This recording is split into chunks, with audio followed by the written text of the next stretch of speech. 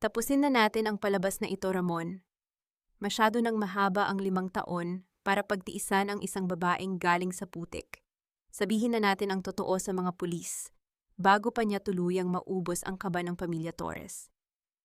Ang boses na iyon ni Doña Imelda ay parang isang matalim na balisong na humiwa sa katahimikan ng pasilyo. Malamig direkta at walang bahid ng pag-aalinlangan. Sa kabilang panig ng nakasarang pinto ng library, nakatayo si Teresa. Hawak niya ang isang maliit na tray kung saan nakalagay ang paboritong tasa ng tsaa ni Doña Imelda at ang espesyal na bibingka na siya mismo ang nagluto mula pa madaling araw. Alam niyang namimiss ng kanyang biyenan ang lasa ng probinsya, kaya kahit pagod mula sa pag-aayos ng kanilang 5 anibersaryo ng kasal ni Ramon, tiniis niya ang init ng pugon. Ang suot niyang mamahaling gown na kulay asul ay tila naging isang mabigat na kadena sa kanyang katawan. "But mom, baka may ibang paraan mo at ba?" Narinig niyang sagot ni Ramon. Ngunit walang malasakit sa boses na iyon. Ang tono nito ay tila isang taong nagrereklamo lamang tungkol sa isang sirang gamit na kailangang itapon. Anong paraan, Ramon? Look at the records, 50 milyong piso ang nawawala sa foundation. Mas mabuting siya ang mabulok sa kulungan kaysa madamay ang pangalan mo sa mga utang mo sa Macau. She's just a financial expert, right? Eddie, galingan niya ang paggawa ng depensa niya sa korte. For now, she is our sacrificial lamb. Nanigas ang buong katawan ni Teresa.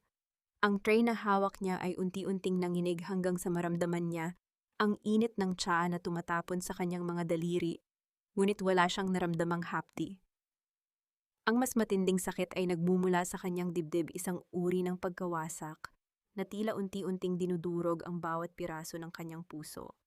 Ang lalaking pinag-alayan niya ng kanyang karera, ang lalaking ipinagluto niya gabi-gabi, at ang lalaking pinagkatiwalaan niya ng kanyang buhay ay pumapayag na maging biktima siya ng isang kasalanang hindi niya ginawa. Bumukas ang pinto. Hindi na nakapagtago si Teresa. Nagtagpo ang kanilang mga mata.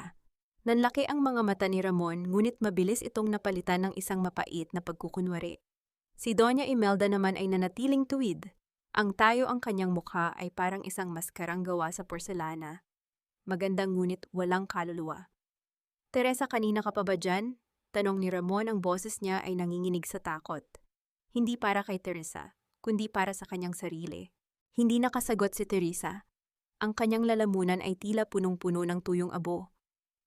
Dahan-dahan niyang ibinaba ang tray sa maliit na mesa sa gilid. Ang kanyang mga kamay na dati ay mabilis mag-compute ng bilyong pondo ngayon, ay tila nakalimutan na kung paano gumalaw. "Anong foundation, Ramon? Anong Macau?" Ang kanyang boses ay isang pabulong na tanong, isang hiling na sana ay nagkakamali lang siya ng narinig. Bago pa makasagot si Ramon, narinig nila ang malalakas na yabag ng mga sapatos sa marmol na sahig ng kanilang mansyon. Pumasok ang 4 na lalaking nakauniporme ng pulis sa pangunguna ng isang opisyal na may hawak na dokumento. "Mrs. Teresa Solis Torres?" tanong ng opisyal. Tiningnan ni Teresa si Doña Imelda. Ang matanda ay bahagyang tumango sa pulis, isang hudyat na tila ba hudyat ng kamatayan. "Yes, officer. Siya ang treasurer ng aming foundation. Siya ang may hawak ng lahat ng susi at access codes. I'm afraid she has been creative with our funds." "Teresa, I'm sorry. Hindi ko alam na magagawa mo ito sa pamilya ko," sabi ni Ramon habang umiiwas ng tingin. Ang bawat salita niya ay parang isang sampal na paulit-ulit na dumudurog sa natitirang dangal ni Teresa. Nararamdaman ni Teresa ang paglamig ng kanyang mga dulo ng daliri habang inilalabas ng pulis ang malamig na posas. Ang ingay ng pag-lock ng metal sa kanyang mga pulso ay tila isang echo na nagmumula sa isang madilim na hukay. Ang mga bisitang nasa labas, ang mga kilalang tao sa lipunan na kanina lang ay binabati siya ng happy anniversary, ngayon ay nagsisimula ng magbulungan. Ang kanilang mga mata ay parang mga buitreng naghihintay ng biktima. Hindi lumuha si Teresa. Ang kanyang mga mata ay nanatiling nakatitig kay Ramon. Ang lalaking huling gabi lang ay bumulong sa kanyang tenga na siya ang kanyang tanging kayamanan. Ngayon ang kayamanang iyon ay kinakaladkad palayo itinatapon para iligtas ang isang pangalang matagal na palang bulok sa loob. Habang hinihila siya palabas ng mansyon, na daanan niya ang malaking portrait nilang mag-asawa sa sala. Doon nakangiti siya, puno ng pag-asa. Ngunit sa ilalim ng ilaw ng mga chandelier, na tila unti-unting namamatay isang tanong ang paulit-ulit na umuukit sa kanyang isipan, mas masakit pa sa anumang paratang. Kung ang pag-ibig ay isa lamang palang transaksyon, kailan pa ako naging lugi sa van code na ito? Bagay ba sa akin, Teresa? I think the silk feels better on my skin than yours. Mas lalong kasing kinis ng gatas ang balat ko kaysa sayo. Ang boses na iyon ni Sofia ay hindi ang malambing na boses ng assistant na itinuring ni Teresa na parang sariling kapatid. Ito ay boses ng isang estrangherong puno ng lason. Nakatayo si Teresa sa labas ng malaking salaming pinto ng master's bedroom, nanginginig ang buong katawan. Kakalabas lang niya ng presinto matapos ang magdamag na interogasyon salamat sa pansamantalang piyansa na hindi niya alam kung saan nanggaling. Basang-basa siya ng pawis at puyat, ang kanyang gown ay gusot-gusot na at puno ng mantsa ng luha. Ngunit ang tanawing bumulaga sa kanya sa loob ng sarili niyang silid ay mas matindi pa sa anumang torture ng mga pulis. Sa loob nakaupo si Sofia sa harap ng vanity mirror ni Teresa. Suot nito ang paboritong silk robe ni Teresa, ang robe na regalo ni Ramon noong nakaraang kaarawan niya. Hawak ni Sofia ang isang baso ng mamahaling wine, habang si Ramon ay nakatayo sa likuran nito, dahan-dahang hinahaplos ang balikat ng babae. Ilang taon mo rin itong pinag-ingatan, Teresa. Pero sa isang gabi lang lahat ng pag-aari mo naging akin na. Pagpapatuloy ni Sofia habang nakatingin sa refleksyon ni Teresa sa salamin. Isang mapait at mapang-uyam na ngiti ang nakapinta sa mga labi nito. Hindi makapaniwala si Teresa. Ang kanyang mga kamay ay napakapit sa hamba ng pinto hanggang sa bumaon ang kanyang mga kuko sa kahoy. Ang kanyang puso ay tila isang basong kristal na binitawan mula sa itaas, nagdurog-durog sa libu-libong piraso na hindi na kailanman mabubuo pa. Ang Sofia na tinulungan niyang makapagtapos ng pag-aaral, ang Sofia na pinatira niya sa kanyang bahay dahil walang matuluyan, ay ang ahas na matagal na palang nanunubok sa kanyang likuran. Ramon, paano mo nagawa ito? Ang boses ni Teresa ay halos hindi marinig, isang gumaralgal na tunog na tila galing sa ilalim ng lupa. Humarap si Ramon sa kanya. Wala na ang takot sa mga mata nito kagabi. Ang naroon na lamang ay ang isang malamig na pagkasuklam. Huwag mo akong tanungin ng paano, Teresa. You were just a tool, isang magaling na accountant na tagalinis ng dumi ko. Ngayong wala ka ng pakinabang at kailangan ko ng bagong simula, bakit kita ititira dito? Sofia knows how to please me. At higit sa lahat, hindi siya kasing boring mo. Lumapit si Ramon sa pinto at marahas itong binuksan. Hinablot niya ang braso ni Teresa at kinaladkad ito patungo sa hagdanan. Walang nagawa si Teresa kundi sumunod, ang kanyang mga paa ay tila gawa sa tingga.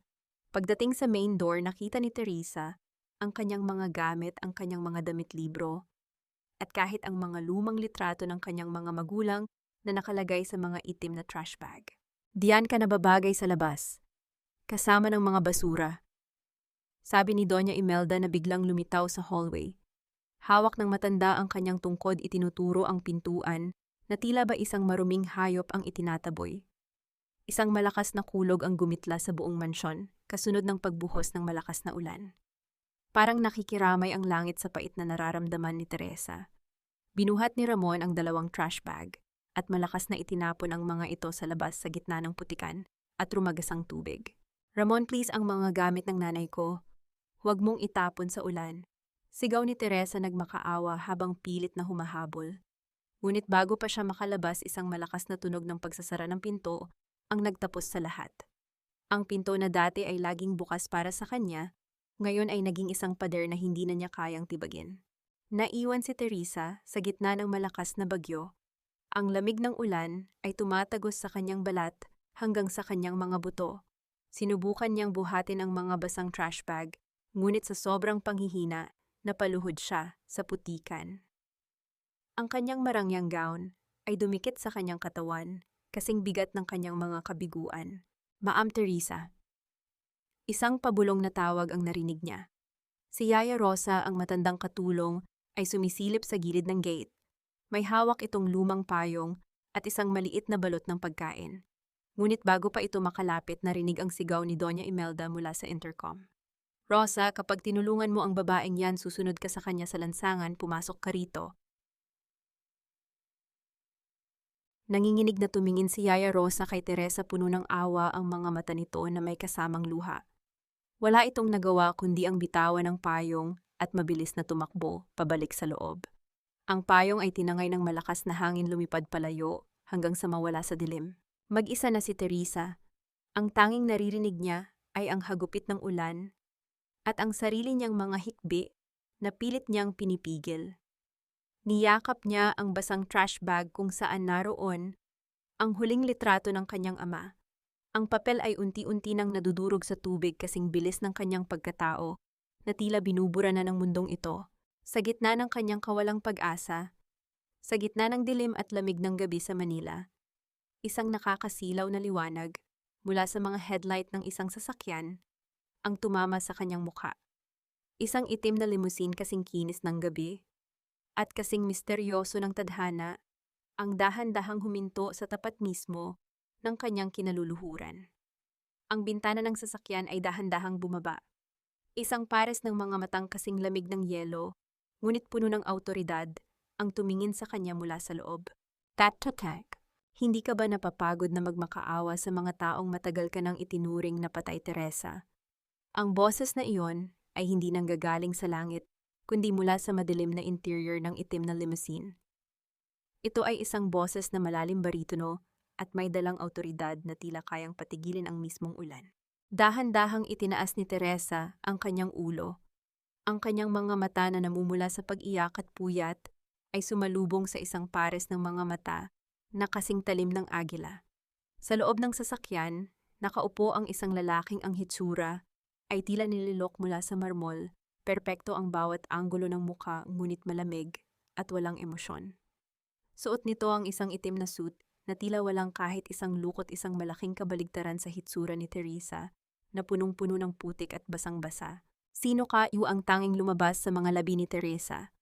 Ang kanyang boses ay nanginginig hindi lamang sa lamig kundi sa takot. Gael Monteverde, maikling sagot nito. At ako ang tanging taong makakapagbigay sa iyo ng pagkakataong makitang lumuluhan ng dugo ang pamilyang Torres. Nabitawan ni Teresa ang hawak niyang trash bag. Ang tunay na nakapanghihina ay ang katotohanang alam ng lalaking ito, ang kanyang pangalan at ang kanyang kaaway. Isang pinto ng sasakyan ang dahan-dahang bumukas, na tila isang paanyaya, patungo sa isang mundong hindi niya alam kung kaya niyang pasukin. Pumasok ka. Huwag mong hayaang ang huling alaala mo sa gabing ito ay ang pagiging biktima sa gitna ng kalsada, utos ni Gael. Pumasok si Teresa sa loob ng sasakyan. Ang amoy ng mamahaling leather at ang init ng heater ay agad na bumalot sa kanyang nanginginig na katawan. Ngunit sa halip na gumaan ang kanyang pakiramdam, lalo siyang naging alerto. Ang bawat patak ng tubig mula sa kanyang buhok ay bumabagsak sa carpeted floor ng sasakyan na tila mga bakas ng kanyang kahihiyan. Inabutan siya ni Gael ng isang tuyong tuwalya, ngunit hindi ito lumapit sa kanya. Pinanatili nito ang distansya na tila ba ayaw nitong madungisan ng kanyang paghihirap. Bakit mo ako tinutulungan? Walang libreng tulong sa mundong ito, lalo na mula sa isang Monteverde. Sabi ni Teresa habang pinupunasan ang kanyang muka. Bilang isang financial expert, alam niya ang batas ng kapalit. Walang transaksyong, walang interes. Isang mapait na ngiti ang sumilay sa mga labi ni Gael. Tama ka. Hindi kita tinutulungan dahil sa awa. Tinutulungan kita dahil kailangan ko ang iyong utak. Alam ko ang ginawa mo sa Torres Foundation. Alam ko na ikaw ang tunay na nagpalago sa kumpanyang iyon habang si Ramon ay abala sa pag-aaksaya ng pera sa Macau. Umiwas ng tingin si Teresa. Ang marinig ang pangalan ni Ramon ay parang isang bagong sugat na binubuksan. Ginamit nila ako, Sofia Ramon, Doña Imelda, lahat sila kinuha ang lahat sa akin. At hayaan mo silang manalo, tanong ni Gael habang kinuha ang isang tablet at may ipinakitang mga graph ng stock market. Ang Torres Group ay parang isang bahay na gawa sa baraha, Teresa. Isang malakas na ihip na lang at guguho ito. Ngunit kailangan ko ng isang taong nasa loob, isang taong alam kung aling baraha ang dapat unahin na hilahin. Napansin ni Teresa ang isang luma at kupas na litrato sa dashboard ng sasakyan. Isang lumang mansyon ang mansyon ng mga Torres.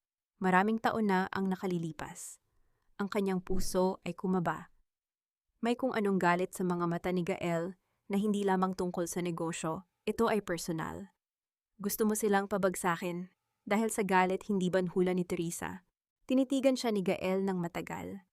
Ang katahimikan sa loob ng sasakyan ay naging mapresur tila isang bagyong nagbabadyang sumabog. Gusto ko silang mawalan ng lahat gaya ng ginawa nila sa akin noon. At ikaw ang magiging sandata ko. Bibigyan kita ng bagong pangalan, bagong tirahan at sapat na pondo. Bilang kapalit ibibigay mo sa akin ang ulo ng bawat isa sa kanila sa isang pilak na bandehado. Napatingin si Teresa sa labas ng bintana. Ang ulan ay patuloy na humahampas sa salamin na tila mga kamay na nagmamakaawa. Doon sa labas wala siyang anuman. Dito sa loob sa piling ng demonyong ito mayroon siyang pagkakataon. Isang pagkakataon na makatayo muli hindi bilang biktima kundi bilang tagapaghukom. Gagamitin mo ba ang talino mo para manalo, Teresa? O hahayaan mong mabulok ka na lang dito sa lansangan bilang isang alaala ng kanilang kalupitan? Tanong ni Gael, ang kanyang boses ay tila isang matamis na tukso. Tumingin si Teresa sa kanyang mga kamay, na puno pa rin ng putik mula sa kalsada. Pagkatapos ay dahan-dahan niyang itiningala ang kanyang mukha at sa unang pagkakataon ang kanyang mga mata ay hindi na naghahanap ng awa. Naghahanap na ang mga ito ng hustisya. Kailan tayo magsisimula? Ang bawat hibla ng mamahaling tela na dumidikit sa balat ni Teresa ay tila isang paalala ng kanyang muling pagsilang. Wala na ang amoy ng putik at ulan. Pinalitan ito ng bango ng mamahaling jasmine at ang kislap ng mga hiyas na tila mga bituin sa gitna ng kadiliman. Sa harap ng malaking salamin sa kanyang bagong silid sa penthouse ni Gael, tiningnan niya ang kanyang sariling refleksyon. Ang babaeng nasa salamin ay hindi na ang Teresa na nakaluhod sa putikan habang tinatawanan ng kanyang mga kaaway. Ang kanyang buhok ay maingat na inayos, ang kanyang mukha ay nilapatan ng tamang makeup upang itago ang pagod. At ang kanyang mga mata ay naging kasing lamig na rin ng mga mata ni Gael. The clothes suit you, Teresa, but the expression on your face suits the plan even better. Sabi ni Gael habang nakasandal sa hamba ng pinto. Pinagmamasdan niya si Teresa nang may halong paghanga na pilit niyang itinatago sa likod ng kanyang pagiging propesyonal. Hindi lang ito basta damit, Gael. Ito ang aking baluti, sagot ni Teresa habang isinusuot ang kanyang mga hikaw. Now tell me about the Torres Group. Gaano na ba kalalim ang hukay na hinukay ni Ramon para sa sarili niya? Naglakad si Gael patungo sa mesa at nagbukas ng isang holographic display na nagpapakita ng mga graph ng utang at mga nakatagong records. It's worse than I thought. Ramon didn't just lose the foundation's money, isinangla niya rin ang ilang mahahalagang ari-arian ng pamilya para mabayaran ang mga utang niya sa mga casino financiers. Ang Torres Group ay parang isang matandang puno na kinain na ng anay sa loob. Isang malakas na tulak na lang at babagsak ito. Lumapit si Teresa sa display. Ang kanyang dalubhasang mga mata ay mabilis na nabasa ang mga numero. Napansin niya ang isang particular na transaksyon, isang serye ng mga pautang na may napakataas na interest. He's desperate. Gagamitin niya ang natitirang kredito ng kumpanya para sa isang huling sugal. And that's where we enter. Precisely, tugon ni Gael. I want you to lead Project Oro, isang peking real estate development sa gitna ng Manila na magmumukhang pinakalehitimo at pinakabentahe sa lahat. We will leak the details to Sofia. Alam nating uhaw siya sa kapangyarihan at gusto niyang patunayan kay Doña Imelda na mas magaling siya kaysa sa iyo. Isang mapait na ngiti ang sumilay sa mga labi ni Teresa. Sofia is greedy but she's not stupid. Kailangan nating gawing napakatamis ng pain para hindi niya mapansin ang kawit. I will make sure the financial projections look flawless. Gagamitin ko ang bawat teknik na itinuro ko sa kanya noon para bitayin siya ngayon. Naramdaman ni Teresa ang isang uri ng kuryente sa kanyang mga ugat. Hindi ito kuryente ng takot kundi ng determinasyon. Habang binubuo nila ang plano, bawat numero at bawat dokumento ay tila mga bala na inilalagay niya sa kanyang baril. Ang bawat gabi ng kanyang pagtitiis sa mansyon ng mga Torres ay nagiging gasolina para sa apoy ng kanyang paghihiganti. Don't forget, Teresa, imbabala ni Gael, ang kanyang boses ay naging seryoso. Once you step back into their world, there's no turning back. They will try to crush you again. Are you ready for the gaslighting, the insults, and the lies? They already took everything from Miguel. My dignity, my home, my trust. Sabi ni Teresa habang hinahawakan ang isang itim na folder na naglalaman ng kanyang bagong profile. Ang tanging may uuwi ko na lang ay ang katotohanang makikita ko silang nagmamakaawa sa paanan ko. Kinuha ni Gael ang isang gintong imbitasyon mula sa kanyang bulsa at inilapag ito sa mesa. Ito ay para sa isang eksklusibong business gala, isang kaganapan kung saan ang lahat ng makapangyarihan sa Manila ay naroroon kabilang ang pamilyang Torres. Then let's start the show. Ito ang imbitasyon para sa anibersaryo ng Monteverde Group. This is your debut as my chief financial strategist, sabi ni Gael. Tinitigan ni Teresa ang imbitasyon. Ang pangalang Torres ay nakasulat sa listahan ng mga panauhin. Ang kanyang puso ay tumibok ng mabilis, ngunit sa pagkakataong ito, ang kanyang mga kamay ay hindi na nanginginig. Inabot niya ang imbitasyon at hinawakan ito ng mahigpit, tila ba ito ang huling piraso ng puzzle na kailangan niya. Handa na ako, Gael. Handa na akong ipakita sa kanila kung anong klaseng halimaw ang ginawa nila.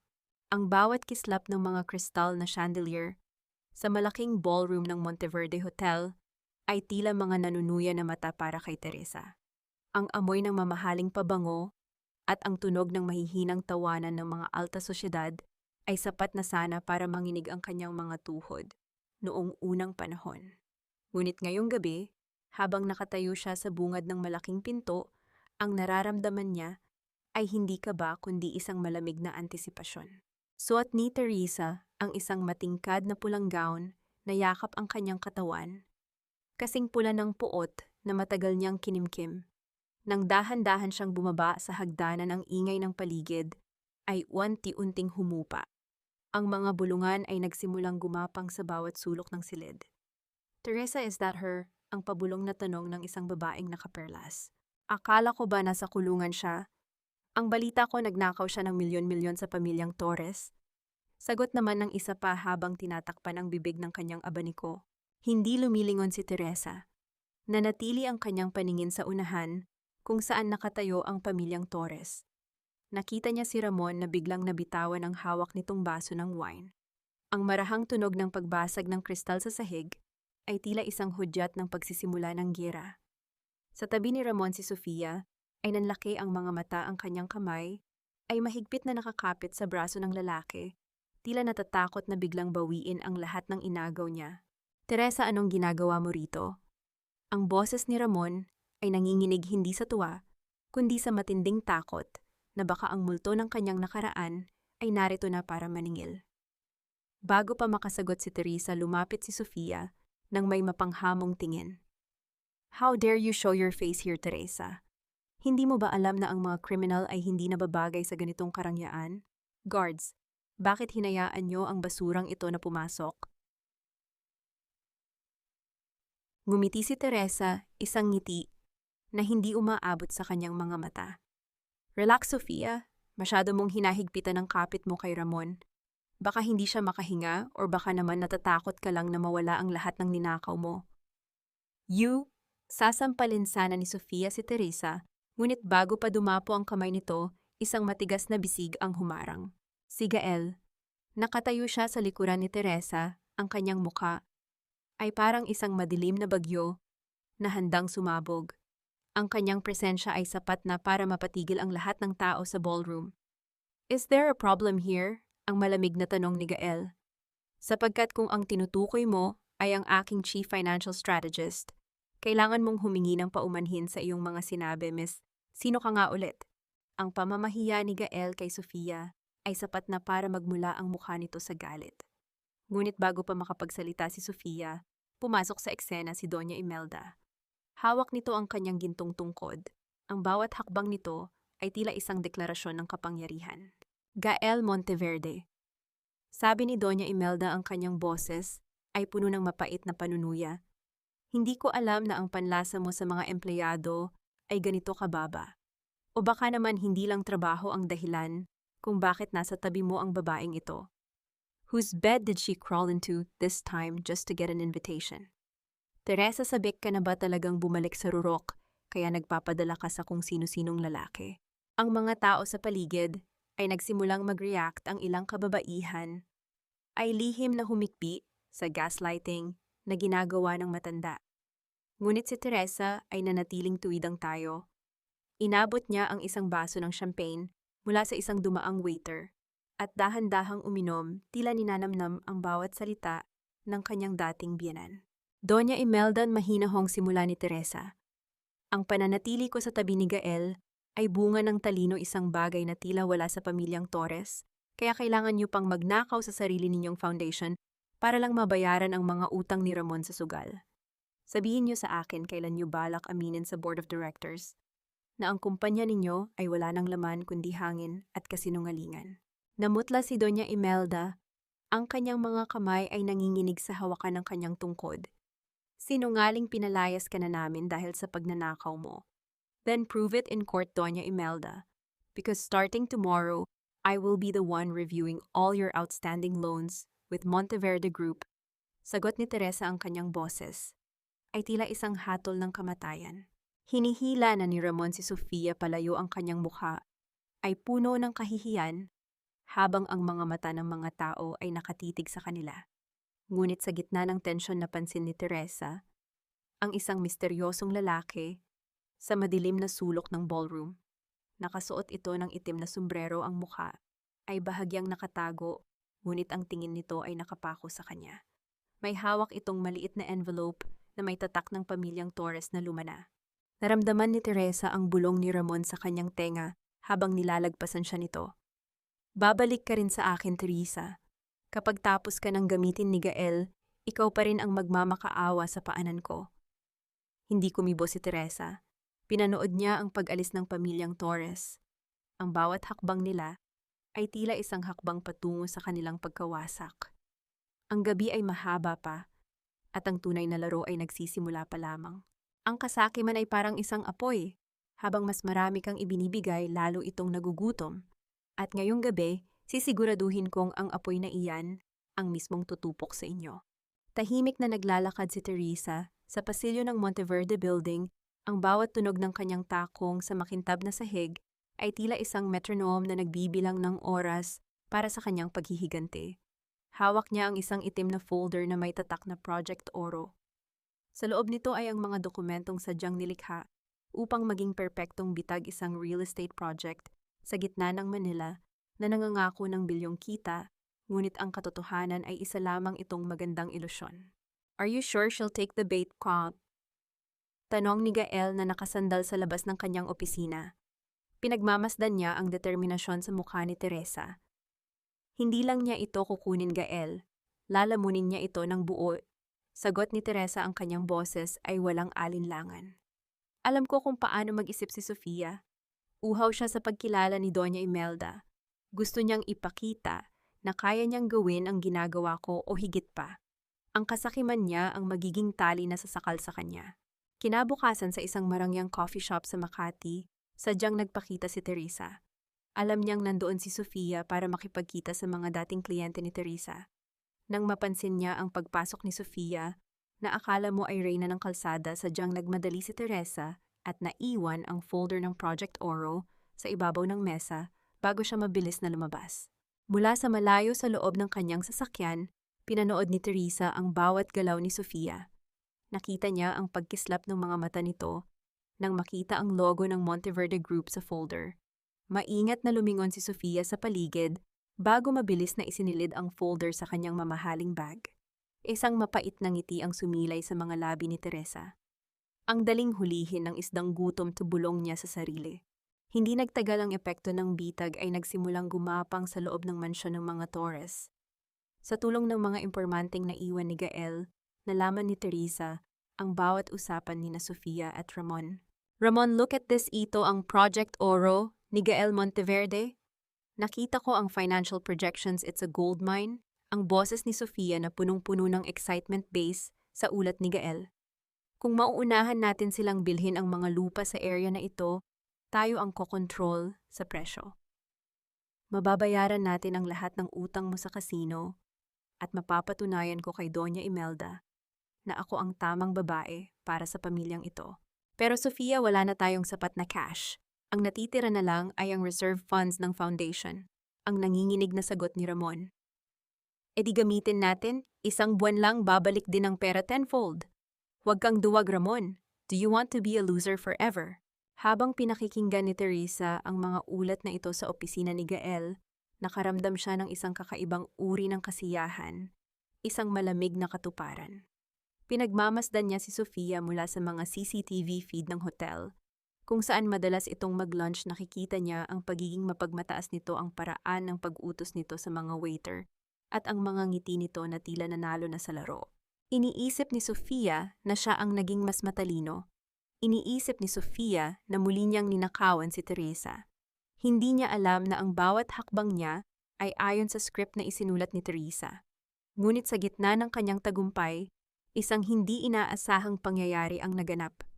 Habang nag-iisa si Teresa sa opisina ni Gael, nakarinig siya ng marahang pagkatok sa pinto. Nang bumukas ito, pumasok ang isang matandang babae na may suot na kupas na uniforme ng katulong.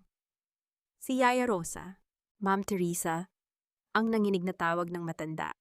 Punong-puno ng takot at pag-aalala ang mga mata nito. Tumayo si Teresa, ang kanyang malamig na balute ay tila bahagyang nalamatan.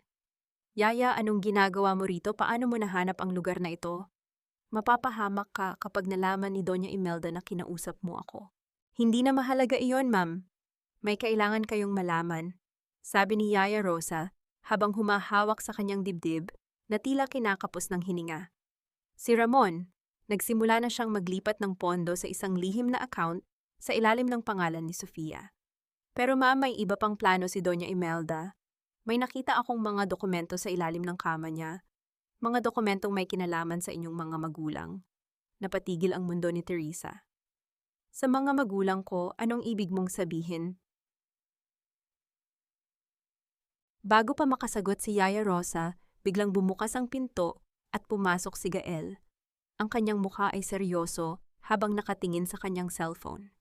Teresa, we have a problem. Nagsimula ng gumalaw ang pera ni Ramon, pero hindi ito papunta sa Project Oro. May ikatlong partido na humaharang sa mga transaksyon. Ako, akala mo ba ay madali mo akong mapapalitan? Sofia, ang pagiging isang Torres ay hindi nasusukat sa kapal ng makeup or sa dulas ng dila. You are nothing but a common social climber. Ang boses ni Doña Imelda ay nanginginig sa matinding galit. Ang tunog ng kanyang gintong tungkod, na marahas na tumatama sa marmol na sahig, ay tila isang babala ng paparating na bagyo. Sa gitna ng malawak na sala ng mansyon, nakatayo si Sofia, taas noo, at hindi na bakas ang takot na dati niyang ipinapakita. Common social climber, don't be so dramatic, mother-in-law, pang-uyam ni Sofia, habang tinitingnan ang kanyang bagong manicure.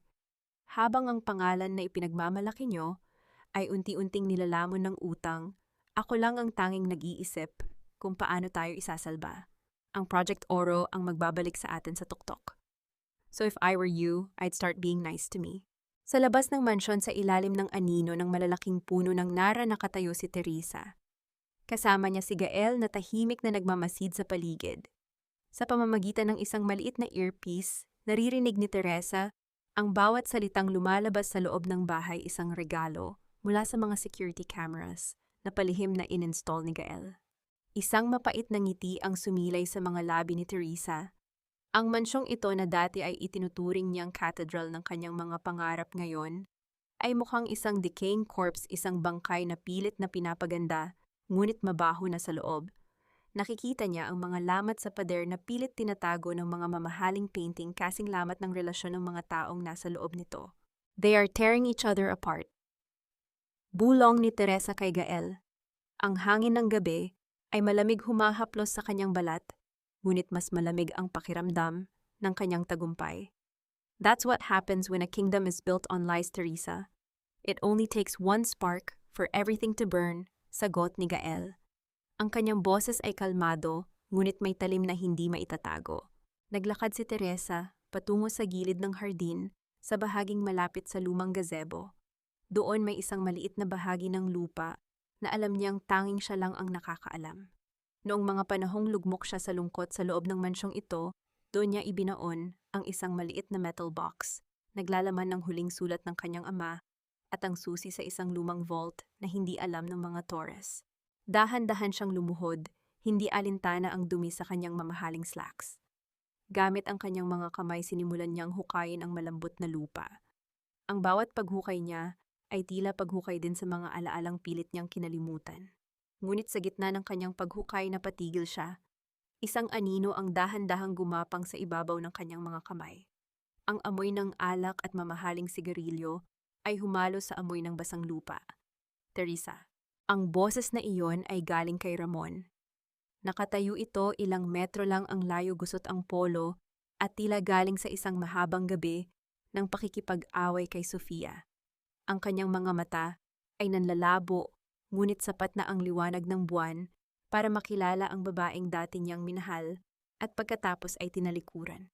Anong ginagawa mo rito? Magnanakaw ka ba talaga? Hindi ka pa ba kontento na sinira mo na ang gabi namin noong gala? Ang boses ni Ramon ay puno ng desperasyon, na pilit itinatago sa likod ng pagiging arogante. Dahan-dahang tumayo si Teresa hawak ang maliit at kinalawang na metal box. Hindi siya natakot. Sa halip tinitigan niya si Ramon ng may halong awa at pagkasuklam. Magnanakaw, Ramon. Nakakatawang marinig yan mula sa taong kumuha ng lahat sa akin. Ang dangal ko ang pera ko at pati ang tiwala ko. Sabi ni Teresa, ang kanyang boses ay kasing talim ng labaha. Nandito ako para kunin ang akin. At huwag kang mag-alala, hindi na ako magtatagal. Dahil sa susunod na magkikita tayo, wala ka ng mansyong babalikan. You bitch? Akmang lalapit si Ramon para saktan si Teresa, ngunit bago pa siya makahakbang isang malakas na kamay, ang humawak sa kanyang balikat mula sa dilim.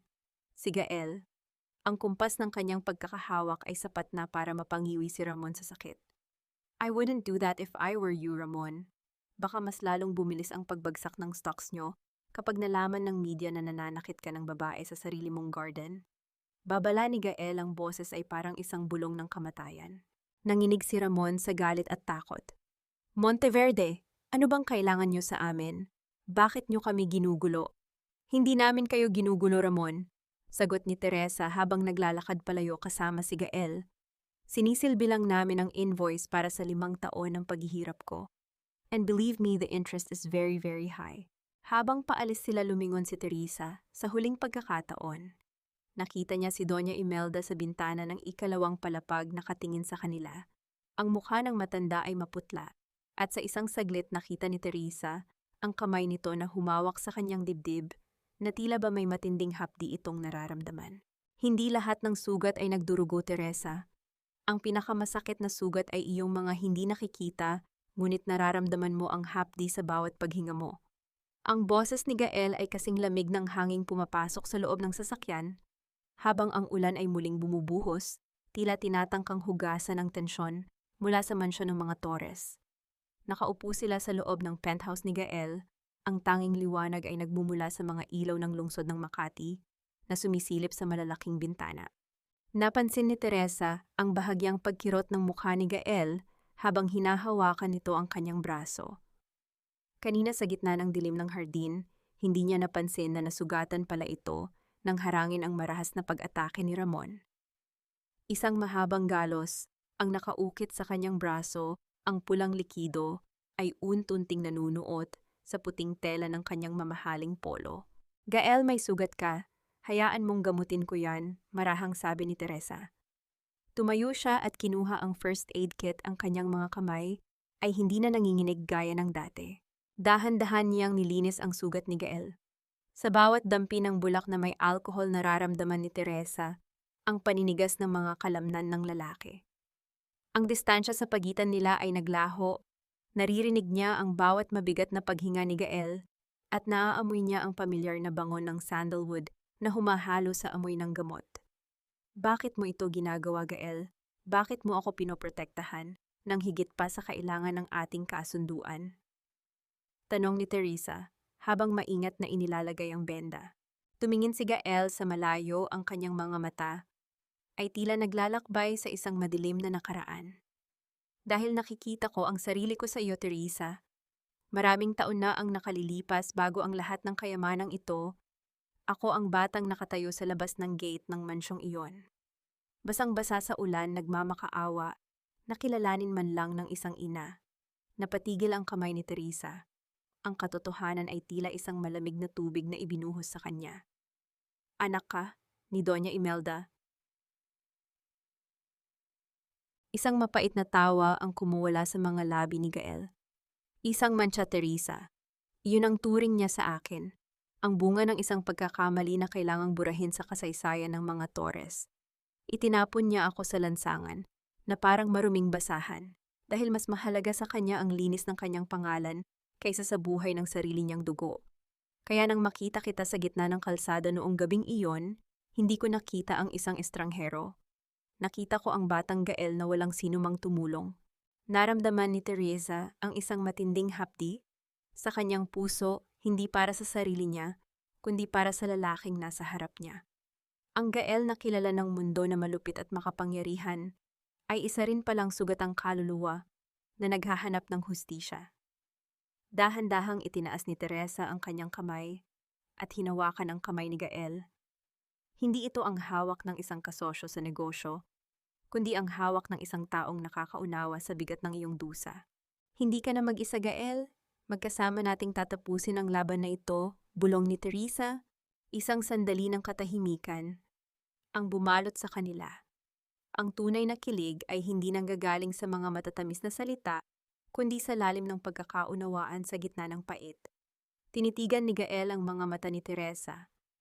At sa unang pagkakataon, ang yelo sa kanyang mga mata ay tila nagsimulang matunaw. Dahan-dahan niyang inilapit ang kanyang mukha. Ang kanyang init ay tila nanunubok sa bawat pandama ni Teresa. Ngunit bago pa magtagpo ang kanilang mga labi, ang katahimikan ay bumasag ng isang malakas at sunod-sunod na ring ng cellphone sa ibabaw ng mesa. Ang screen ay nagpapakita ng isang numero mula sa isang pribadong bangko. Mabilis na bumalik sa realidad si Gael. Sinagot niya ang tawag habang ang kanyang mukha ay muling naging seryoso at matigas. Yes, speak. What, sigurado ba kayo? Ang boses ni Gael ay naging mabilis at puno ng tensyon. Lumingon siya kay Teresa, ang kanyang mga mata ay nanlilisik sa gulat. Nagsimula na ang pamilyang Torres. Hinihila na nila ang lahat ng kanilang assets patungo sa isang offshore account. Pero may mali. Ang pirma sa dokumento hindi kay Ramon o Sofia. Kung gayon, kaninong tanong ni Teresa ang kanyang kaba ay muling bumangon. Kay Doña Imelda. At Teresa, ang account na iyon, nakapangalan sa isang taong matagal mo nang kilala, ang iyong namayapang ama. Huwag mong ituro ang iyong maruming daliri sa akin, Sofia. Ikaw ang nagpilit na pasukin ang proyektong ito. Ikaw ang naging gahaman. Ang bulyaw ni Ramon ay umalingaw sa loob ng marangyang opisina na dati ay simbolo ng kanilang tagumpay. Ngunit ngayong hapon ang paligid ay nababalot ng kaguluhan. Ang mga dokumento ay nagkalat sa sahig, ang mga computer ay isa-isang pinapatay ng mga lalaking nakauniforme ng NB at ang ingay ng mga nag-uunahang kumuha ng litrato mula sa labas ng salaming pinto ay tila mga hiyaw ng mga buitreng naghihintay ng huling hininga ng kanilang biktima. Anong ako, pinirmahan mo ang bawat cheque, Ramon? Ibinigay mo ang reserve funds ng foundation dahil gusto mong maging bayani sa paningin ng nanay mo. Sigaw ni Sofia. Ang kanyang buhok na dati ay laging maayos ay gulo-gulo na, ang kanyang mamahaling lipstick ay lampas-lampas na sa kanyang mga labi dahil sa walang tigil na pagpunas ng kanyang pawis at luha.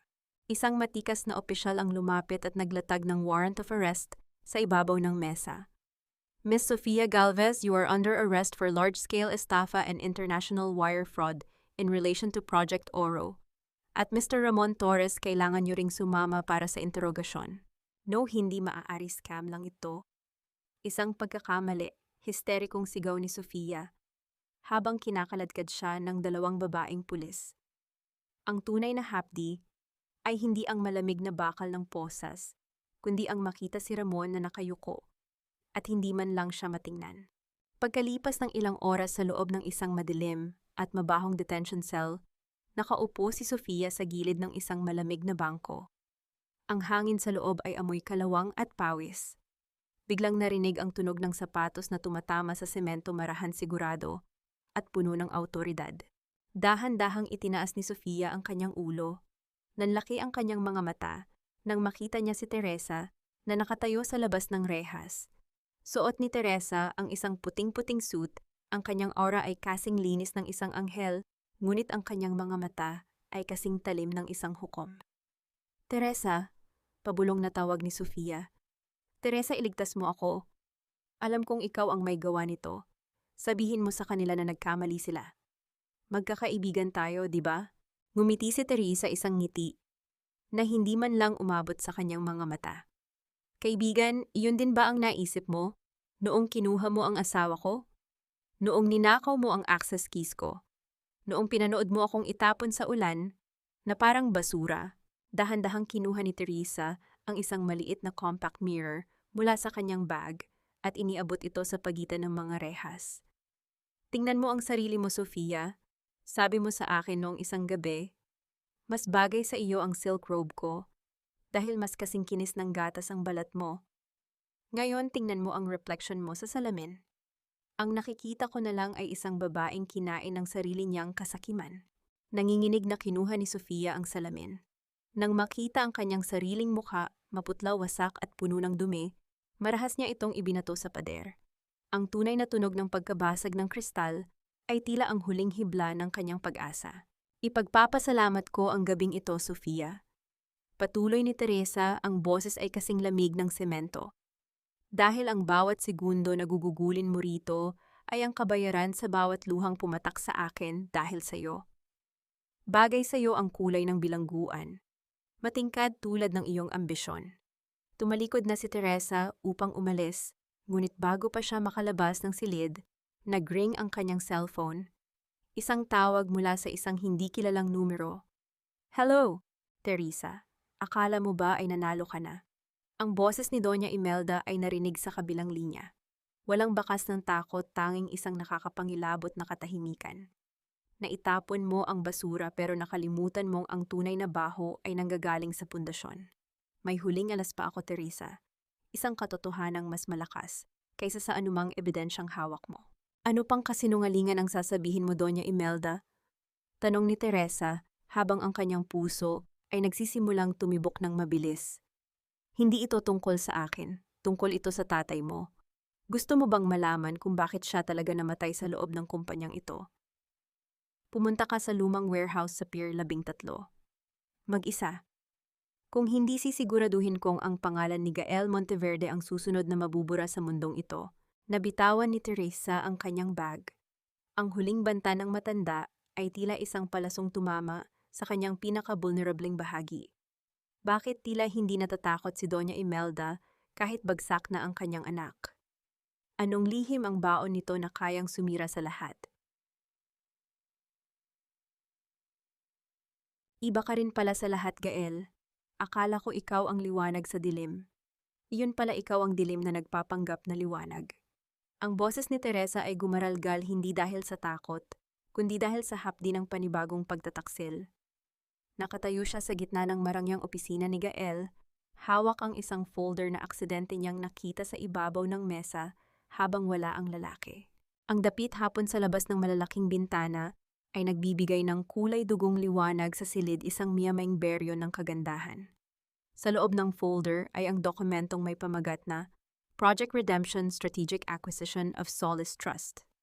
Nakasaad doon ang bawat detalye kung paano gagamitin ni Gael ang galit ni Teresa upang ubusin ang pamilyang Torres, at pagkatapos ay dahan-dahang sisipsipin ang lahat ng assets na mababawi ni Teresa patungo sa Monteverde Group.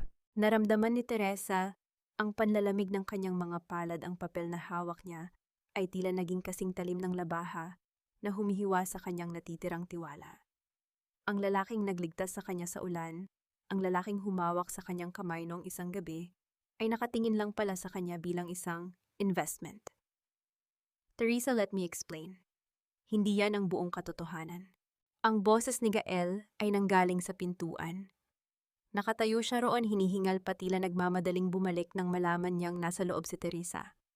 Ngunit ang kanyang mukha na dati ay puno ng awtoridad ngayon ay kababakasan ng isang bihirang emosyon, ang pag-aalinlangan. Explain what, Gael, na part lang ako ng investment portfolio mo, na ang bawat pagtulong mo, ang bawat pag-aalala mo ay may katumbas na porsyento sa stock market.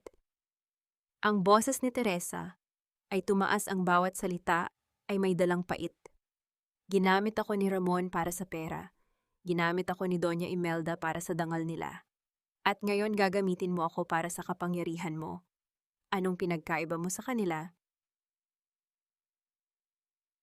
Ang pinagkaiba ko, Teresa, ay binibigyan kita ng kapangyarihang lumaban. Mabilis na sagot ni Gael, humahakbang palapit.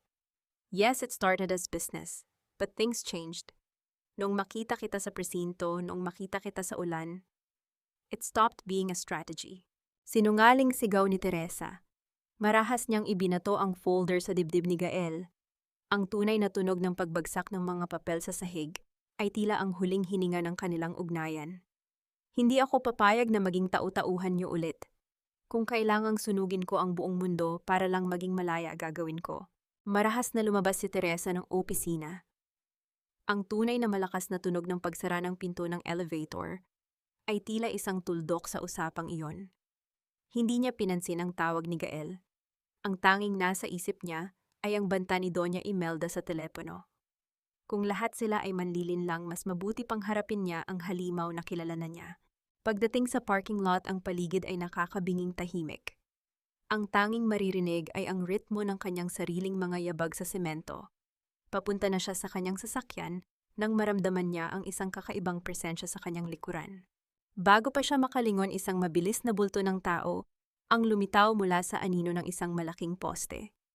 Isang matigas na bisig ang pumulupot sa kanyang leeg, habang ang isang kamay na may hawak na telang amoy kemikal ay marahas na itinakip sa kanyang ilong at bibig. Nanlaban si Teresa. Sinubukan niyang siko ang kanyang attacker, sinubukan niyang sumigaw, ngunit ang tanging lumabas ay isang mahinang ungol. Ang mundo ay nagsimulang umikot. Ang mga ilaw ng parking lot ay naging malalabo at nanginginig na mga tuldok. Ang huling nakita niya ay ang isang itim na van na mabilis na huminto sa kanyang tapat. Ang pinto nito ay bumukas na parang isang gutom na bibig. Nawalan ng lakas ang kanyang mga tuhod. Habang unti-unting nilalamon ng dilim ang kanyang malay, isang pamilyar at paos na boses ang bumulong sa kanyang tenga bago siya tuluyang mawalan ng malay. Sabi ko sa iyo, Teresa, walang nakakaalis sa pamilyang Torres ng buhay. Akala mo ba matatapos mo ang lahat sa isang pirasong papel, Teresa? Kung mawawala ang lahat sa akin, sisiguraduhin kong wala ka na ring buhay na matitira para ipagdiwang ang panalo mo. Ang boses ni Ramon ay nanginginig hindi lamang sa galit, kundi sa desperasyon ng isang taong wala ng balingang takbuhan. Ang bawat salita niya ay tila isang patalim na sumusugat sa katahimikan ng madilim at abandonadong warehouse sa Pier 13. Nagising si Teresa na masakit ang ulo, ang kanyang mga kamay ay mahigpit na nakatali sa isang kalawanging poste. Ang amoy ng dagat at nabubulok na kahoy ay humahalo sa amoy ng gasolina sa paligid. Ang suot niyang puting suit na simbolo ng kanyang kapangyarihan kanina ngayon ay punong-puno na ng dumi at mantsa. Sa harap niya nakatayo si Ramon, hawak ang isang baril na nanginginig sa kanyang mga kamay. Mukha itong baliw ang kanyang buhok, ay gulo-gulo ang kanyang mga mata, ay nanlilisik at malalim ang itim sa ilalim.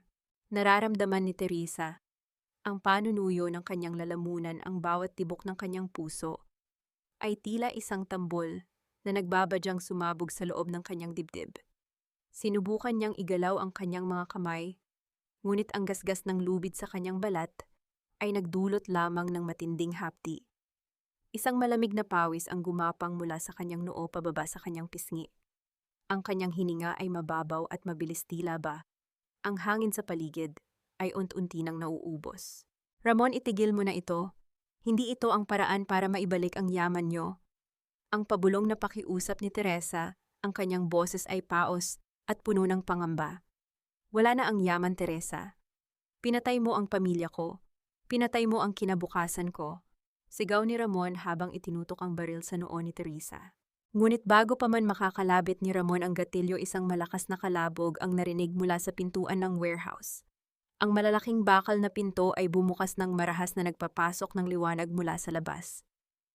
Ramon, ibaba mo ang baril. Si Gael. Dumating siya na tila isang anino mula sa dilim. Ang kanyang mukha ay walang bakas ng pag-aalinlangan, tanging isang matinding galit na nakatuon kay Ramon. Hindi siya nag-iisa, ngunit bago pa makakilos ang mga kasama niya, isang putok ang umalingaw-ngaw sa buong warehouse. Hindi natamaan si Teresa. Sa isang mabilis na pagkakataon, tumalon si Gael patungo sa kanya upang maging kalasag. Ang tunog ng bala na tumatama sa laman ay tila isang nakakangilong pilat sa pandama ni Teresa. Isang ungol ng sakit ang kumawala kay Gael habang bumabagsak siya sa harap ni Teresa. Ang kanyang dugo ay nagsimulang magmantsa sa sahig. Gael, ang tili ni Teresa, ang kanyang puso ay tila tumigil sa pagtibok. Nagkagulo ang paligid. Sa takot na mahuli, mabilis na tumakas si Ramon patungo sa likurang bahagi ng warehouse na wala sa dilim ng mga container van. Ang mga tauhan ni Gael ay sumunod dito, ngunit naiwan si Teresa at Gael sa gitna ng malamig na semento. Nagawa ni Gael na kalagan ang mga tali ni Teresa gamit ang isang maliit na patalim sa kanyang bulsa bago tuluyang manghina. Agad na lumuhod si Teresa sa tabi ni Gael, ang kanyang mga kamay ay nanginginig habang hinahawakan ang sugat ng lalaki sa balikat. Bakit? Bakit mo ginawa iyon? Akala ko ba investment lang ako sa'yo? Ang tanong ni Teresa, ang kanyang mga luha ay tuluyan ng bumuhos pumapatak sa mukha ni Gael. Hinawakan ni Gael ang kamay ni Teresa, ang kanyang kapit ay mahina, ngunit puno ng init. Sabi ko sa'yo, it stopped being a strategy a long time ago. Kung mawawala ka, wala nang saysay ang lahat ng yaman sa mundo, Teresa. Mahal kita, higit pa sa anumang kontrata. Ang katahimikan sa loob ng warehouse ay naging punong-puno ng mga salitang hindi kailanman nasabi noon. Ang hapdi ng sugat ni Gael ay tila naging hapdi rin sa kaluluwa ni Teresa. Dahan-dahang inilapit ni Teresa ang kanyang mukha sa mukha ni Gael, ang kanilang mga noo ay nagtagpo sa gitna ng amoy ng pulbura at dugo. Sa sandaling iyon, ang lahat ng duda at galit ni Teresa kay Gael ay naglaho pinalitan ng isang matinding pasasalamat at pagmamahal. Huwag kang bibitiw, Gael. Please, huwag kang bibitiw. Pas at tamta ni pata. Bulong ni Teresa, habang nilalapatan ng pressure ang sugat nito gamit ang kanyang punit na suit. Habang naghihintay ng saklolo, isang mahalagang impormasyon ang pumasok sa isipan ni Teresa mula sa mga huling salita ni Ramon bago ito tumakas. Hindi niyo ako mahuhuli. Kasama ni Doña Imelda ang lahat ng pera, paalis na siya. Iiwan niyo akong lahat. Napatitig si Teresa sa malayo. Ang tunay na ahas ay hindi si Ramon kundi si Doña Imelda, na handang iwan pati ang sariling anak para lamang mailigtas ang kanyang sarili. Kailangan niyang kumilos bago tuluyang makatakas ang matanda, dala ang huling pondo ng foundation. Akala mo ba sapat na ang pagsama-sama mo sa isang Monteverde para maging kauri ka namin? Look at you, Teresa. You are still a thief in a borrowed dress, trying so hard to hide the smell of the streets. Ang boses ni Doña Imelda ay umalingaw-ngaw sa loob ng Grand Ballroom ng Manila Heritage Hotel, kasing talim ng mga kristal na chandelier na nakasabit sa kisame. Nakatayo ang matanda sa gitna ng mga mamahaling bisita, suot ang isang terno na may bordang ginto at mga diamanting tila sumisigaw ng karangyaan. Sa kabila ng balitang gumuho na ang Torres Group, narito siya sa taon ng charity auction, nagpapanggap na siya pa rin ang reyna ng lipunan. Sa harap niya si Teresa ay nanatiling kalmado. Hindi na siya ang babaeng nasasaktan sa bawat insulto. Ang kanyang suot na itim na gown ay tila isang baluti ng katahimikan. Sa kanyang tabi nakatayo si Gael na may benda pa sa balikat sa ilalim ng kanyang suit, ngunit ang kanyang presensya ay kasing tigas ng pader na nagpoprotekta kay Teresa. Ang bawat kislap ng diamante sa iyong leeg, Doña Imelda, ay tila mga luhang ninakaw mula sa mga taong pinagkaitan mo ng kinabukasan, mahinahong sagot ni Teresa. Ang kanyang boses ay hindi malakas, ngunit ang bawat salita ay tumagos sa bulungan ng mga tao. Nagsimula ang auction. Nang ipakita ang pinakamahalagang gamit, ang Heart of Manila, na kwintas, mabilis na itinaas ni Doña Imelda ang kanyang paddle. 5 million pesos. Sigaw niya, ang kanyang mukha ay puno ng arogansya, tila ba kaya pa niyang bilhin ang buong mundo. 10 million pesos ang mahinahong hirit ni Teresa. 15 million tumbulyaw ni Doña Imelda, habang ang mga tao ay nagsisimulang magbulungan tungkol sa kung saan pa kumukuha ng pera ang mga Torres. Ilang milyon pa ba ang kukunin mo sa foundation para lang sa isang pirasong bato, Doña Imelda? Tanong ni Teresa habang dahan-dahang naglalakad patungo sa entablado. Anong karapatan mong akusahan ako sa harap ng mga taong ito? Sigaw ng matanda, ang kanyang mukha ay nagsisimula ng mamula sa galit. Sa isang iglap namatay ang lahat ng ilaw sa ballroom maliban sa malaking screen sa entablado. Ang tunay na tunog ng pagpindot sa remote control ay tila hudyat ng isang paghuhukom. Lumitaw sa screen ang mukha ni Sofia sa loob ng kulungan, wasak, umiiyak at nagsasalita sa harap ng isang camera. Si Doña Imelda, siya ang nag-utos sa akin. Ang boses ni Sofia ay nanginginig ngunit malinaw. Siya ang nagplano ng pag-frame kay Teresa. Siya ang may hawak ng lahat ng ninakaw na pondo mula sa foundation. Ginamit niya lang si Ramon, ginamit niya kaming lahat para iligtas ang sarili niya. Kasunod nito ay ang mga dokumentong nagpapatunay ng mga peking signatures at ang mabilis na paglipat ng pera patungo sa mga lihim na accounts ni Imelda. Ang ingay ng mga bulungan sa ballroom ay tila naging isang mabilis na paggapang ng libu-libong insekto sa tuyong dahon, nakakapangilabot at puno ng pagkasuklam. Sinungaling, fake news iyan, sigaw ni Doña Imelda, ngunit ang kanyang boses ay nagsimulang mabasag. Ang kanyang gintong tungkod ay nanginginig sa kanyang kamay hanggang sa tumama ito sa sahig na lumikha ng isang tuyot na tunog ng pagkatalo. Ang katotohanan ay hindi nabubura ng sigaw, Doña Imelda, sabi ni Teresa habang lumalapit sa matanda. You are no longer a queen, you are just a criminal hiding in silk. Dahan-dahang lumapit ang mga opisyal ng pulis mula sa gilid ng ballroom. Sa harap ng lahat ng alta sosyedad ng Manila, ang korona ni Doña Imelda ay tuluyan ng nalaglag. Ang matanda ay dahan-dahang napaluhod sa marmol na sahig, ang kanyang mga diamante ay tila naging pabigat sa kanyang katawan. Ang kanyang mga mata ay naghahanap ng kahit isang taong kakampi sa kanya, ngunit ang lahat ay umiiwas ng tingin. Teresa, please! Pabulong na pakiusap ni Doña Imelda, ang kanyang boses ay wala na ang dati nitong talim. Napaluhod siya sa paanan ng babaeng dati niyang itinapon sa ulan. Ngunit si Teresa ay hindi gumalaw. Tiningnan niya ang matanda ng may halong awa, ngunit hindi siya nagpatawad. Ang paghingi ng tawad ay dapat ginawa mo noong may pagkakataon ka pa. Ngayon hayaan mong ang batas ang sumagot sa iyong mga tanong. Habang kinakaladkad palayo si Doña Imelda, napansin ni Teresa ang misteryosong lalaki. Sa gilid ng entablado ang lalaking tumatango sa kanya. Lumapit ito at nag-abot ng isang itim na folder. Tapos na ang misyon ko, Ma'am Teresa. Lahat ng ebidensya laban sa mga Monteverde ay nakuha ko na rin, ang bulong nito. Naniga si Teresa. Tumingin siya kay Gael na nakatayo sa likuran niya na tila ba may itinatago ring lihim na mas malalim pa sa paghihigante. Hindi pa tapos ang lahat, Teresa! Ang paos na sigaw ni Doña Imelda habang isinasakay sa patrol car sa labas ng hotel. May hawak pa akong alas laban kay Gael. Kung babagsak ako, isasama ko ang lalaking mahal mo sa impyerno. Ang katotohanan ay parang lason, Gael. Mas masakit itong lunukin kaysa sa lahat ng kasinungalingang narinig ko mula sa pamilyang Torres.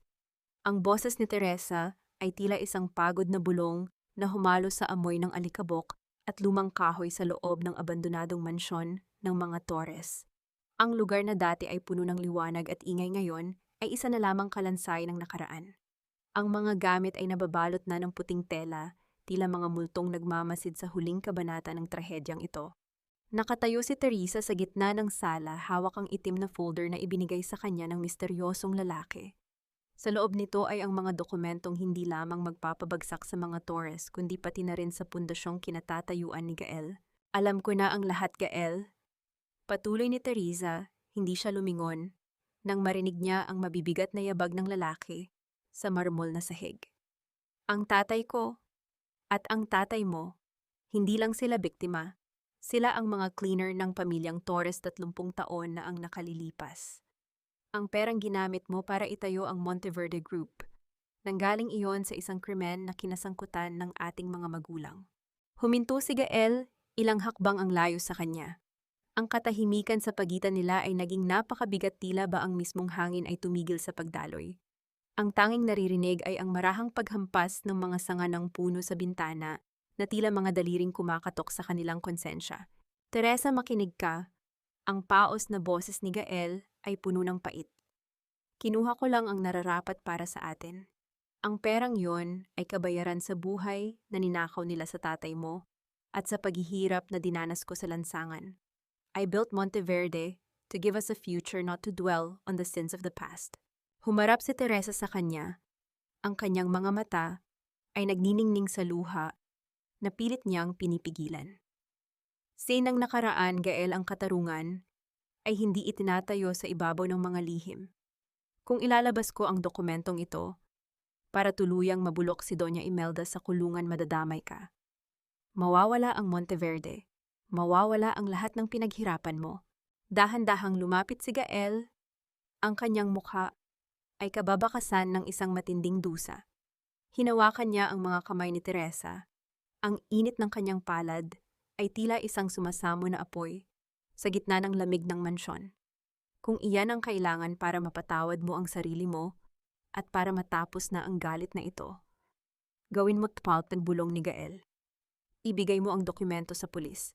Handa akong mawala ang lahat basta huwag lang ikaw. Napatitig si Teresa sa lalaking nasa harap niya. Ito ang sakripisyo na hindi niya inaasahan.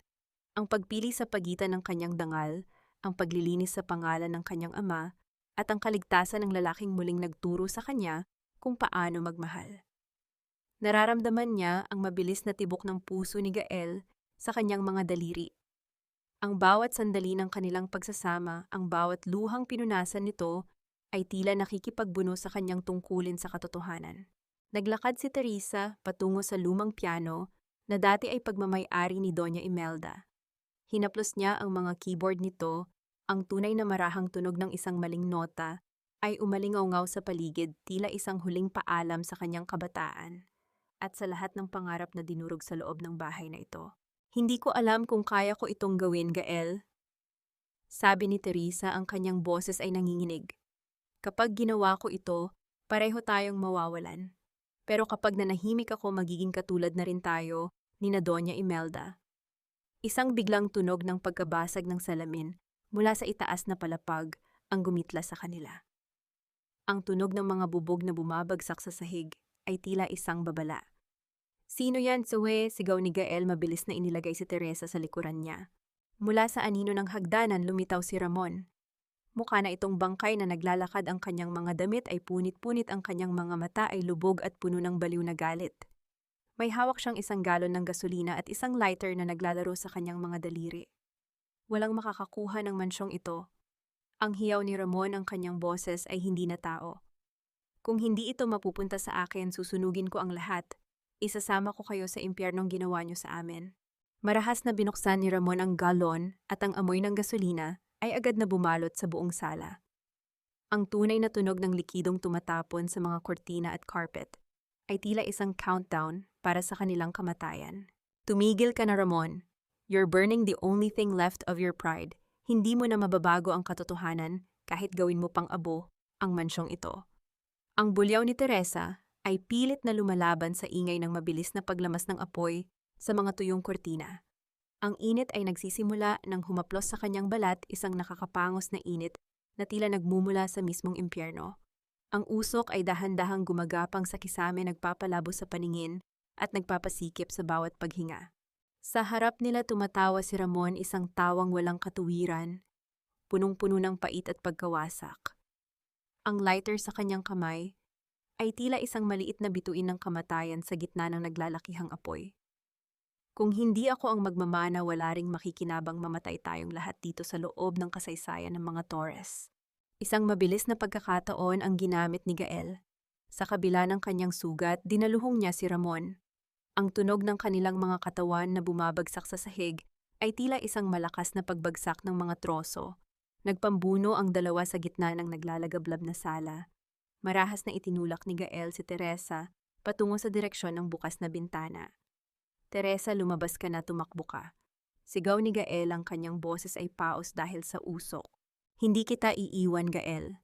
Pabalik na hiyaw ni Teresa, ngunit nakita niya ang pagbagsak ng isang malaking bahagi ng chandelier sa pagitan nila. Ang tunog ng pagguho ng kristal at bakal ay tila isang pader ng apoy na tuluyan nang naghiwalay sa kanila. Makalipas ang ilang linggo, ang ingay ng lungsod ay muling bumalik sa normal, ngunit para sa pamilyang Torres ang katahimikan ng bilangguan ang naging bagong realidad. Sa loob ng isang pribadong interrogation room sa airport, nakaupo si Doña Imelda. Wala na ang kanyang gintong terno, pinalitan ito ng isang simpleng kulay kahel na uniforme. Ang kanyang mukha ay tila tumanda ng 10 taon sa loob lamang ng ilang araw. Ang kanyang mga kamay na dati ay puno ng diamante ngayon ay nanginginig habang nakapatong sa malamig na mesa. Pumasok si Teresa. Hindi siya nagmamadali. Ang bawat hakbang niya ay may dalang bigat ng isang reynang nakamit na ang kanyang hustisya. Inilapag niya ang isang makapal na folder sa harap ng matanda. Lahat ng offshore accounts mo, Doña Imelda, ay kumpiskado na ng gobyerno. Ang perang akala mo ay magliligtas sa iyo sa abroad ay siya mismong naging ebidensya para mabulok ka sa loob. Ang boses ni Teresa ay kasing lamig ng bakal. Teresa, pakiusap. Ang anak ko, si Ramon, nasaan siya? Ang pabulong na tanong ni Imelda. Ang kanyang arogansya ay tuluyan ng natunaw pinalitan ng isang desperadong takot. Si Ramon ay nasa isang mental facility, Doña Imelda. Hindi niya kinaya ang apoy. Hindi niya kinaya ang katotohanang siya ang pumatay sa sarili niyang pangarap, sagot ni Teresa nang walang emosyon. Habang ikaw magkakaroon ka ng maraming taon para isipin kung paano mo winasak ang buhay ng mga taong nagmalasakit sa iyo. Pagkalabas ng silid, naglakad si Teresa patungo sa boardroom ng Monteverde Group. Doon naghihintay si Gael. Ang lalaking akala niya ay kasangga ngunit may sariling planong tautom sa kanyang mga ari-arian. Nakatayo si Gael sa harap ng malaking bintana, nakatingin sa skyline ng Manila. Nang marinig niya ang pagpasok ni Teresa, dahan-dahan siyang humarap. Handa na ang mga dokumento, Teresa. I will sign over the Solis Trust back to you. I'm sorry for everything. Inilapag ni Teresa ang isang dokumento sa ibabaw ng mahabang mesa. Hindi mo na kailangang gawin iyon, Gael. Dahil habang abala ka sa pagliligtas sa akin, abala rin ako sa pagbili ng mga nanganib na utang ng Monteverde Group. Sa madaling salita, Gael, I now own 40% of your company. Nanlaki ang mga mata ni Gael. Hindi niya inaasahan ang hakbang na ito mula sa babaeng akala niya ay emosyonal na durog. Hindi ako ang iyong investment, Gael. At hindi rin ako ang iyong biktima, sabi ni Teresa. Ang kanyang mga mata ay nagniningning sa determinasyon. Tinatanggap ko ang iyong paghingi ng tawad, ngunit hindi ko tatanggapin ang iyong manipulasyon. Ngayon, meron tayong dalawang pagpipilian. Magiging magkatunggali tayo sa mundong ito, or magiging magkapantay na partner, walang lihim, walang kontrata sa ilalim ng mesa. Isang matagal na katahimikan ang namayani sa pagitan nila. Ang tunay na tibok ng puso ni Gael ay tila naririnig sa buong silid. Dahan-dahang sumilay ang isang ngiti ng paghanga sa kanyang mga labi. Isang ngiting nagsasabing sa wakas na hanap na niya ang kanyang katapat. You really are a queen, Teresa. A queen born from the ashes, bulong ni Gael, habang iniabot ang kanyang kamay, hindi bilang amo, kundi bilang isang kapantay. Isang taon ang mabilis na lumipas, at ang Manila ay tila muling nahanap ang kanyang katahimikan pagkatapos ng malaking bagyong sumira sa pamilyang Torres. Sa lugar kung saan dating nakatayo ang kanilang mansyon, wala na ang matatayog na pader na simbolo ng pagkakulong at puot. Ngayon ang lupang iyon ay naging tahanan na ng Solace Hope Center, isang pundasyong itinatag ni Teresa upang tulungan ang mga kababaihang biktima ng pang-aabuso at kawalan ng hustisya. Ang sikat ng araw sa madaling araw ay dahan-dahang humahaplos sa mga bagong tanim na bulaklak sa hardin. Nakatayo si Teresa sa balkonahe ng kanyang bagong opisina, suot ang isang simpleng puting bestido na sumasayaw sa ihip ng mahinang hangin. Ang kanyang mukha ay wala na ang bakas ng pagod at takot. Ang naroroon na lamang ay ang kapayapaan ng isang taong nahanap na ang kanyang tunay na tahanan sa loob ng kanyang sarili. Nakahanda na ang lahat para sa anibersaryo ng Foundation Teresa. Ang boses ni Gael ay malambot at puno ng init. Lumapit siya kay Teresa at dahan-dahang ipinatong ang kanyang kamay sa balikat nito. Ang sugat niya mula sa apoy ay naging isang pilat na lamang, isang paalala ng sakripisyong nagbukas ng daan patungo sa kanilang bagong simula. Salamat, Gael, nakangiting sagot ni Teresa habang humaharap sa kanya.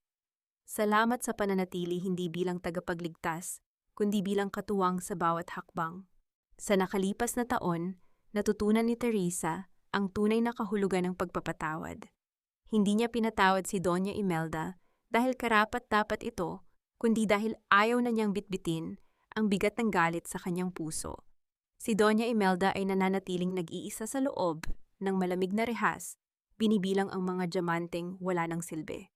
Si Sofia naman ay uent-unting nagbabayad sa kanyang mga kasalanan sa loob ng bilangguan, habang si Ramon ay nananatili sa katahimikan ng kanyang sariling mundo, malayo sa ingay ng ambisyong pumatay sa kanyang katinuan. Hinawakan ni Gael ang kamay ni Teresa. Ang tunay na init ng kanilang mga palad na nagtatagpo ay tila isang pangako na hindi na kailanman muling mapuputol.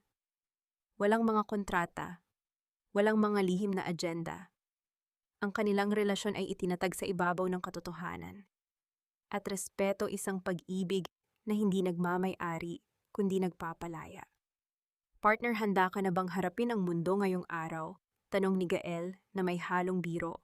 Lagi akong handa, Gael, dahil alam ko na kahit anong abo ang iwan ng kahapon, palaging may bagong umagang magsisilang sa akin, sagot ni Teresa.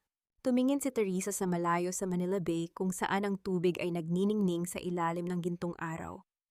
Napagtanto niya na ang tunay na yaman ay hindi nasusukat sa bilyong piso o sa laki ng isang mansyon.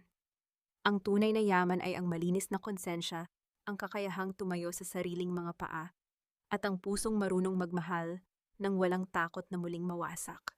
Siya, si Teresa Solis, ang reynang isinilang mula sa abo. Hindi na siya kailangang iligtas ng sinumang lalaki dahil siya na ang nagligtas sa kanyang sarili. At sa bawat hakbang niya palayo sa kanyang madilim na nakaraan, dala niya ang aral na ibabahagi niya sa lahat ng kababaihan. Ang iyong halaga ay hindi itinatakda ng iyong apelido, kundi ng iyong paninindigan. Habang naglalakad ang dalawa patungo sa loob upang simulan ang araw, ang tunay na marahang tunog ng mga yabag sa sahig ay tila isang awit ng tagumpay. Isang tagumpay na hindi lamang para sa paghihiganti, kundi para sa paghilom. Sa bawat hakbang ni Teresa sa tabi ni Gael, habang papalayo sa guho ng mansyon sa wakas, ay nahanap na niya ang katahimikang hindi kayang bilhin ng anumang yaman. Ang bawat sugat ng kahapon ay naging bahagi na lamang ng kanyang kasaysayan, hindi na ng kanyang kasalukuyan. Mga mahal kong tagapakinig, maraming salamat sa pagsama sa akin. Sa mahabang paglalakbay na ito, hanggang sa huling pahina ng buhay ni Teresa. Habang isinusulat ko ang bahagi kung saan itinapon siya ni Ramon sa gitna ng malakas na ulan, kasama ang mga basang gamit ng kanyang mga magulang, tila nadurog din ang puso ko sa bawat salitang aking binuo.